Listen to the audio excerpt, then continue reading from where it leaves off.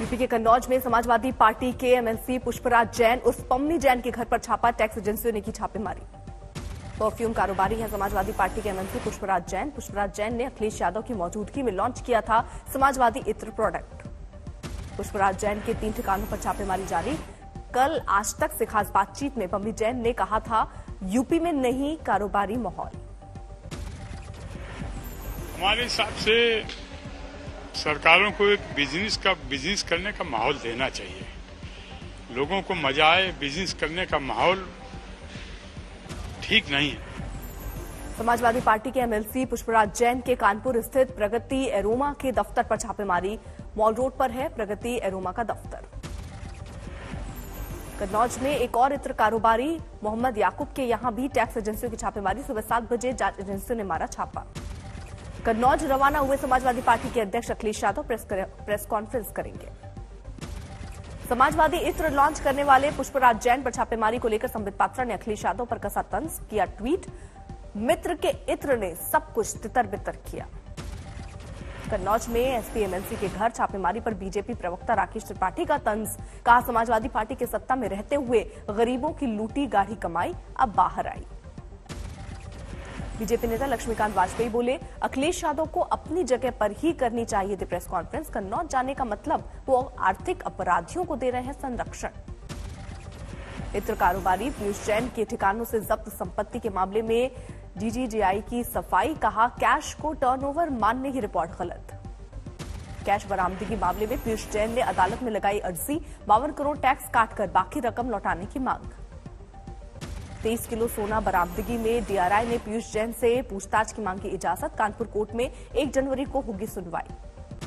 कौशाम्बी की रैली में अखिलेश यादव पर भड़के यूपी के बीजेपी अध्यक्ष स्वतंत्र देव, कहा जिन्ना जिन्ना करके प्रदेश में दंगा नहीं करवा सकते। उन्नाव सांसद साक्षी महाराज की बिगड़ी जुबान, ओवैसी को कहा हैदराबादी बकरा। उत्तर प्रदेश में तय वक्त पर होंगी चुनाव, 3 दिनों की बैठक के बाद आयोग ने किया साफ। 5 जनवरी के बाद हो सकता है चुनाव की तारीखों का ऐलान। आयोग के मुताबिक सभी दल चाहते हैं समय पर हो चुनाव। यूपी में 1 घंटे बढ़ाया जाएगा मतदान का समय। मतदान केंद्रों की संख्या 11,000 बढ़ी। चुनाव कर्मियों को फ्रंटलाइन वर्कर का दर्जा। अमित शाह का आज यूपी में 3 जगहों पर चुनावी कार्यक्रम। अयोध्या, संत कबीर नगर और बरेली में करेंगे रैली। अयोध्या पहुंचे अमित शाह, हनुमानगढ़ी में बजरंगबली और रामलला के करेंगे दर्शन। समाजवादी पार्टी को यूपी में दोहरा झटका, छापेमारी के बीच एक और एमएलसी शत्रुघ्न प्रकाश ने समाजवादी पार्टी से दिया इस्तीफा, बीजेपी का थामा दामन। आसनसोल नगर निगम के 106 वार्ड के लिए टीएमसी उम्मीदवारों की घोषणा। 38 से अधिक वर्तमान पार्षदों को नहीं मिला टिकट, विरोध प्रदर्शन जारी। देश में फिर से बढ़ते कोरोना संकट के बीच यूपी के सीएम योगी आदित्यनाथ हुए सतर्क। लखनऊ में लोहिया अस्पताल में ऑक्सीजन प्लांट का किया निरीक्षण। बिहार में तेजी से बढ़ रही कोरोना संक्रमितों की संख्या। दूसरे प्रदेशों से आने वाले यात्रियों के लिए रेलवे स्टेशन और बस स्टैंड पर विशेष जांच अभियान। कोरोना के बढ़ते खतरे के बीच नर्मदा में लापरवाह दिखे पर्यटक। स्टैच्यू ऑफ यूनिटी देखने आए 40 लोग साथ साथ बिना मास्क घूमते नजर आए। देश में बढ़ रहा ओमिक्रॉन कोरोना संकट। 1270 के पार पहुंचा ओमिक्रॉन पीड़ितों का आंकड़ा। महाराष्ट्र में सबसे ज्यादा ओमिक्रॉन कोरोना पीड़ित, 450 लोग ओमिक्रॉन से संक्रमित। ओमिक्रॉन पीड़ितों में दिल्ली का नंबर दूसरा, 320 लोग ओमिक्रॉन से पीड़ित। केरल में ओमिक्रॉन कोरोना पीड़ित 109 मरीज। गुजरात में 97 ओमिक्रॉन कोरोना केस। राजस्थान में ओमिक्रॉन पीड़ित 69 मरीज। यूपी में 4 ओमिक्रॉन पीड़ितों में 3 हुए स्वस्थ। देश में फिर बढ़ी कोरोना की दहशत। 24 घंटे में सामने आया 16,764 कोरोना के नए केस। देश में फिर बढ़ी कोरोना की दहशत। 24 घंटे में सामने आए 16,764 कोरोना के नए केस। 24 घंटे में कोरोना से 220 मरीजों की जान गई। महाराष्ट्र में पिछले 24 घंटे में 5,368 नए कोरोना केस। मुंबई में फिर बढ़ा कोरोना का खतरा। 3600 के पार पहुंचा कोरोना पीड़ितों का आंकड़ा। केरल में पिछले 24 घंटे में 2,423 नए कोरोना मामले। पश्चिम बंगाल में पिछले 24 घंटे में 2,128 नए कोरोना केस। दिल्ली में पिछले 24 घंटे में 1,313 नए कोरोना केस। 7 महीने बाद पिछले 2 दिनों से 1,000 से ऊपर पहुंचा मरीजों का आंकड़ा। दिल्ली से सटे नोएडा में भी चढ़ने लगा कोरोना का ग्राफ। 135 सक्रिय मरीजों के साथ यूपी में पहला नंबर। देश में ओमिक्रॉन वेरिएंट से पहली मौत, पुणे के अस्पताल में भर्ती शख्स को आया हार्ट अटैक। इस साल में ओमिक्रॉन वेरिएंट के 2 मरीज मिले, दुबई और ऑस्ट्रेलिया से लौटे थे दोनों यात्री। देश में रोजाना तेजी से बढ़ रही है कोरोना संक्रमण की रफ्तार। केंद्र सरकार ने दिल्ली, महाराष्ट्र समेत 8 राज्यों को दी पहले से तैयार रहने की नसीहत। दिल्ली का सीलमपुर बाजार 2 दिनों के लिए बंद, भारी भीड़ के चलते लिया गया फैसला। कोरोना के चलते दिल्ली की बसों में यात्रियों की संख्या सीमित करने पर भड़के लोग, सड़क पर लगाया जाम। दिल्ली मेट्रो में एंट्री के लिए लग रही है लंबी कतार, पाबंदियों से खासे परेशान लोग। दिल्ली में शराब दुकानों के बाहर दिखी लंबी कतार, नए साल के मौके पर उमड़ी भीड़। बढ़ते कोरोना के बावजूद पश्चिम बंगाल में गंगा सागर मेले पर नहीं लगेगी पाबंदी, ममता बनर्जी बोली नए साल का जश्न भी रहेगा जारी।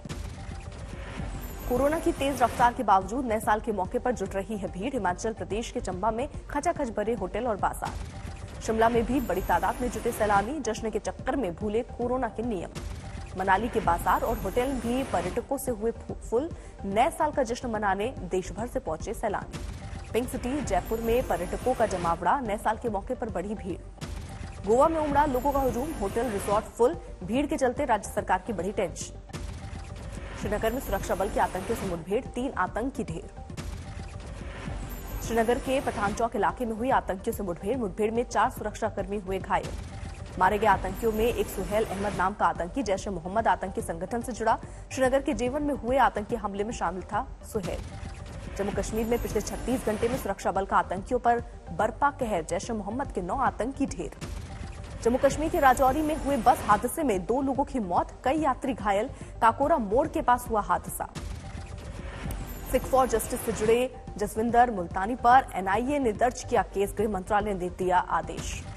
यमुनानगर में वाल्मीकि समाज के नेता राजेंद्र वाल्मीकि के बेटे को 2 बाइक सवारों ने मारी गोली, हालत गंभीर, सीसीटीवी में कैद हुई तस्वीर।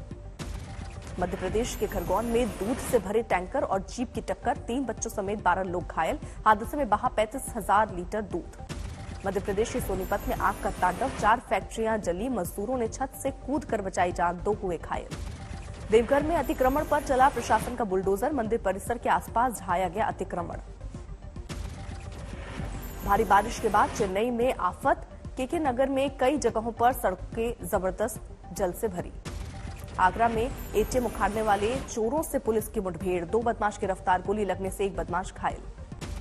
असम के विश्वनाथ में पुलिस को मिली बड़ी कामयाबी, भारी मात्रा में अवैध शराब बरामद, पुलिस ने ड्राइवर को हिरासत में लिया।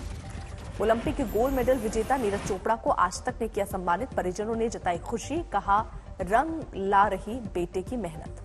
गाजियाबाद के लोनी में रिहायशी इलाके में पहुंचा जंगल से भटका बारहसिंघा, सूचना पर पहुंची वन विभाग की टीम, वापस दिखाया जंगल का रास्ता। गुजरात में कोरोना टेस्टिंग सेंटर बढ़ी, जांच के लिए लोगों की भीड़, घरों में मनेगा नए साल का जश्न। हाईटेक हुई Bihar police, traffic police. Patna में ट्रैफिक पुलिस की वर्दी अब कैमरे से लैश, कंट्रोल रूम से होगी ट्रैफिक पुलिस और सड़क की गतिविधियों की निगरानी। ठाणे में एक युवक ने अपने दोस्त के पेट में घोंपा चाकू, हालत गंभीर, फेसबुक पर बहन की तस्वीर पोस्ट करने से था खफा, पुलिस ने 2 आरोपियों को अरेस्ट किया।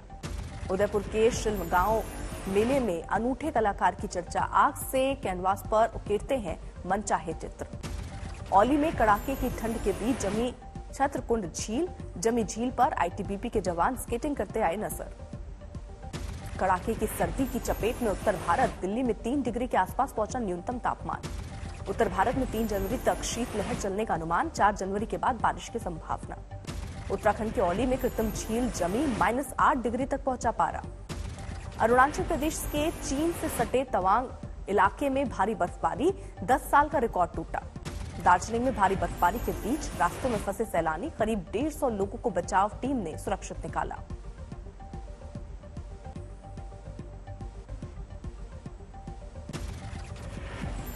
मध्य प्रदेश के कटनी में अदालती कार्रवाई के दौरान हड़कंप, हत्या और रेप के मामले में सजा का ऐलान होते ही दोषी ने खाया जहर।